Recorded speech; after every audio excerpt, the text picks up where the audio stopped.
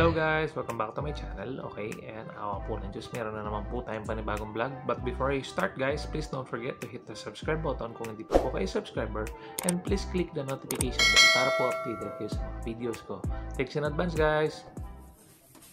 Hello guys! Welcome back to my channel. Okay, and awa po ng Diyos, once again, meron na naman po tayong panibagong vlog. And this vlog is about the cleaning of our aircon, which is the Carrier X Power Gold 3. So, ayan guys, ginawan ko lang po siya ng video para po malaman natin kung paano po ba ang tamang paglinis ng ating aircon. So, ako guys, twice a year ang aming pagpapalinis ng aircon para po nasa kondisyon po lagi ang aming aircon. So, ayun po, kayo, pwede naman po ang once a year, pero yun nga, depende siguro kasi guys sa lugar. So tulad kasi namin guys na yung harapan ng bahay namin halos araw-araw na maraming dumaraan na sasakyan, kaya tendency talagang obligado po kaming ipalinis ito twice a year. So actually dapat nga thrice a year pa ito para po mas lalong nasa kondisyon lagi ang aircon namin. Mamaya yan guys, dahil mamaya nyan guys, papakita ko pala sa inyo na yung naging issue kung bakit agad ko nang pinaklining ulit. Actually, hindi pa nga nagtatagal, siguro mga 4 months lang nung huli kong pinaklining ito kaso nga lang nagtulo sa loob ng kwarto yung aircon. So ayun, na-pan-checking parang barado na raw. And mamaya guys, papakita ko sa inyo kung paano po ang ginawa ng technician para mawala po yung bara. And ayun nga guys, as of the moment, dahil syempre itong video na ito ay recorded na, so as of the moment nagamit-gamit namin ng aircon ngayon guys, grabe yung difference.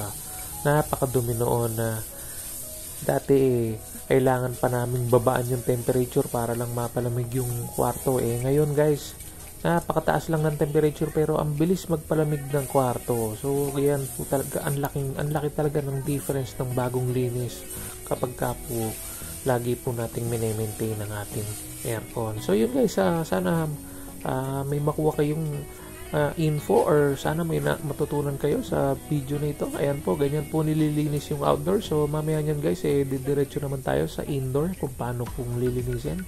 Iba po ang tagalinis ng indoor at iba rin po ang tagalinis ng outdoor. So ayun guys, sana mag-enjoy po kayo at sana magustuhan nyo ang ating video na ito at sana makatulong kung sakaling nagtatanong-tanong kung mayroong gustong mag-DIY na linisin ang aircon nila, na aircon na tulad namin. So ayan guys, for the meantime, mamaya ko na lang kayo babalikan at ayan guys, tingnan nyo yung pamamaraan nila kung paano po ang mag-cleaning ng aircon.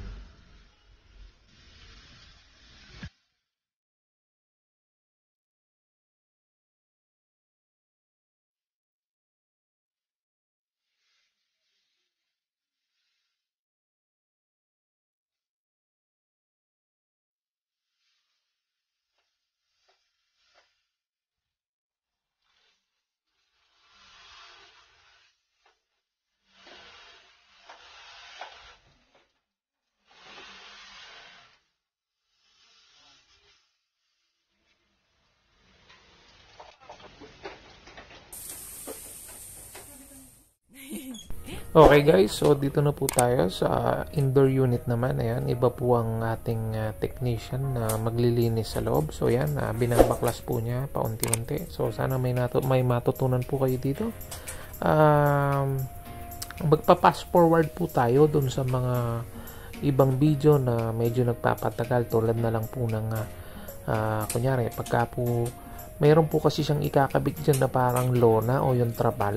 Yun po yung parang drainage na gagawin niya para po pagka huhugasan na niya yung indoor, hindi po magtapon-tapon ng tubig. At mamaya papakita ko rin sa inyo, pero ang gagawin ko guys, ipa-fast forward ko na lang para hindi po masyadong magtagal yung video natin. So ayan guys, as of the moment, ayan, tatanggalin niya po niyan yung covering niyan para makita niya po talaga ng buo yung unit. By the way guys, para lang po sa inyong kaalaman, um, hindi po authorized na technician itong naglilinis na ito. So, kumbaga, family technician po kasi namin ito na nakakaintindi sa aircon eh. Yung kasing huling naglinis ng carrier namin, hindi ko gaanong nagustuhan yung paglinis nila. Kumbaga, parang masyadong dali at napakabilis lang. So, ito kasi, trusted na naming tagalinis ito ng aircon, kaya talagang pinakakasiguro namin na talagang maililinis niya ng maayos. Yung kasing huli nun, dahil siguro libre din, dahil di ba may free one time cleaning ako sa aircon, ang nangyari nun guys, parang yung naglinis na authorized ng carrier, parang masyadong minadali yung paglilinis. Hindi ko nagustuhan. So, kaya dito po ako umuwi. And at the same time, mahal po sa mga authorized ni carrier. Nasa 1.5 po yata yung singil Dito kay kuya 1,000 lang ang sinisingil sa amin. So, ayun guys, hindi ko sinasuggest na mag-iba kayo ng technician at hindi authorized. Kanya-kanya po ng ano yan guys Kanya-kanya po ng diskarte yan. However, yun lang kapalit noon ay hindi na po covered ng warranty namin yung carrier, kasi nga iba na po yung pinalinis namin ng aircon namin. So, yun lang ang magiging kapalit talaga kapag hindi po authorized ang maglilinis ng aircon ninyo. Ako naman, matagal ko nang pinag-isipan yan Total, dahil magdadalawang taon na rin sa akin ng unit. So, what is 3 years for the compressor warranty? Di kung bumigay siya, di bumigay na siya. Pero para bigyan ko pa ng dahilan na magpalinis dun sa carrier na authorized technician ng carrier, hindi naman ako satisfied sa performance nila, parang I do not see it practical. Kaya dito na lang ako kay manong technician na kilala namin. So ayun guys, magpa-fast forward po ako nito sa mga iba-ibang ginagawa para po mapabilis ang video natin. By the way guys, ayan po pala, tinakpan niya po yung medyo sensitive na electrical electrical box ng ating indoor unit. Kaya po yan, pin-plastic niya para safety na hindi mabasa.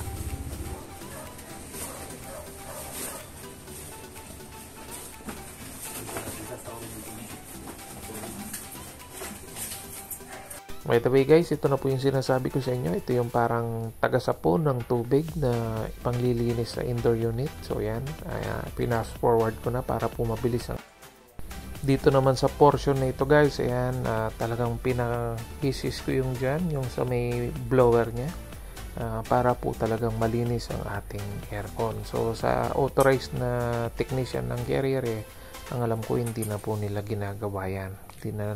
Hindi na nila ginagalaw yan. However, si manong technician na kilala namin talagang grabe. Matindi po ang paglilinis niya. Ayan guys, so meron siyang kinakabit na parang chemical na pampalinis. Actually, medyo mabaho yan nung unang gamit ko na nung unang malinis na yung aircon. Medyo may amoy yung ano na yan, ng gamot na yan. Pero wala akong masabi kasi talagang nalinis niya ng gusto yung aircon. Yun nga lang, siguro medyo inabot din siguro ng isang araw bago mawala yung amoy na ginamit niya. Pero yun nga, okay pa rin. Wala akong masabi sa ginamit niya. Lalagyan niya po niya ng sabon yan if I'm not mistaken So yun guys, magpa-fast forward na lang po ako again kapag po medyo napapatagal po ang video natin. Ayan guys, so nakita niyo meron siyang ginagamit na yung sabon, and then alam ko iisisin niya yan kaya dito po kami nagpapalinis after the first cleaning ng carrier, kasi hindi po talaga ako na-satisfied dun sa ginawa nung technician ng carrier. Pero yan nga guys, ayan guys, so ini-assist na niya pa konti-konti. So yun guys, okay, so iwanan ko muna kayo, manood lang po kayo sa gagawin ni Manong para po para malaman nyo kung paano po ang diskarte niya sa paglilinis.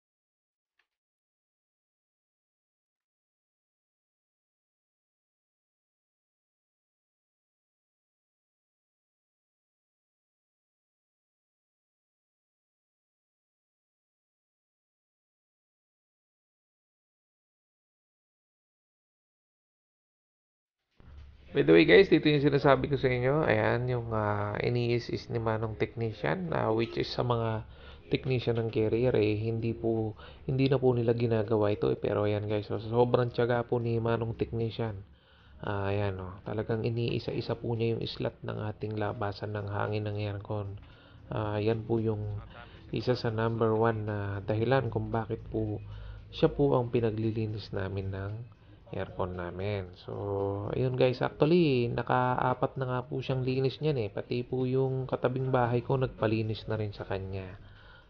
Ayun guys. So, ayun guys, magpa-fast forward po ako nito panoorin niyo na lang po ang kanyang ginagawa. Okay? So, balikan ko po kayo.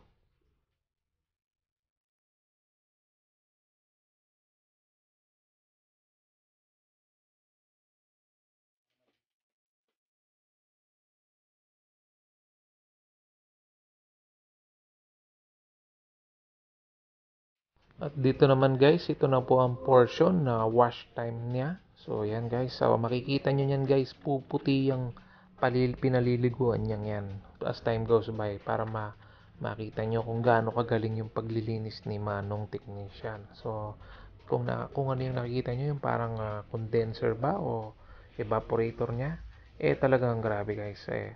Puputi yan. Lilinaw ng gusto yan guys. Ayan, yan. Binoblow niyang yan. Tinutubigan niyang yan. Puputi yan. Makikita nyo.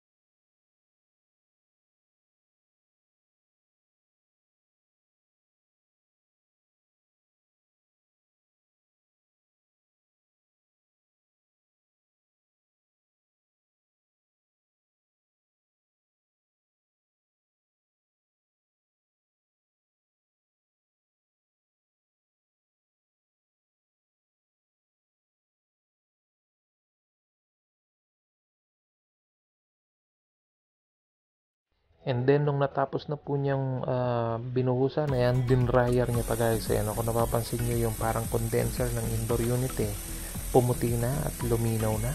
Unlike before na napakadungis at halos maitim na. Ayan guys, so pinapatuyo niya pa, dinadryer niya pa.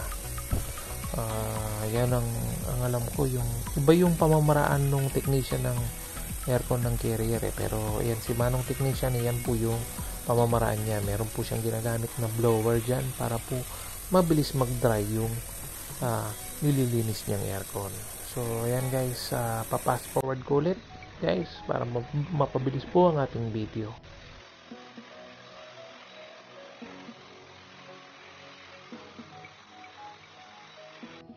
By the way guys, dito naman sa video na ito yung sinasabi ko sa inyo na nagbarado na. Ayan, binugahan niya dyan guys para lumabas yung barado dito sa may pipelines natin. So ayan guys, titingnan natin yan sa labas kung nagdi-drain ba yung drain pipes natin.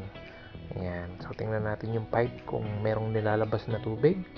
Kapag po may nilalabas, ayan guys, so kapag may nilalabas na ganyan, ibig sabihin guys, naitulak na po ng tubig yung dumi o bara ng indoor unit natin palabas ng bahay. So just imagine that guys, kaya po nagtutuluyan dahil po mayroon palang barado dyan sa indoor unit. So kaya yun po ang napakalaking accomplishment or mission accomplished ni Manong Technician kung bakit napaganda at napalinis ng gusto itong aircon namin, which is sa carrier hindi po usually ginagawa ito. So yun guys, I think yun na po. Malapit na po tayong matapos sa ating video.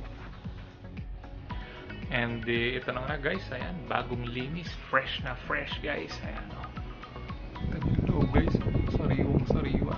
Pag bagong linis ang ating aircon guys, panalo tayo sa